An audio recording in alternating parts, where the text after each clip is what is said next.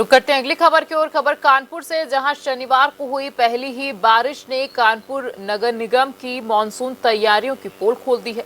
कुछ घंटों की बारिश के बाद ही शहर के कई इलाकों में गंभीर जल भराव हो गया, जिससे जनजीवन अस्त व्यस्त हो गया।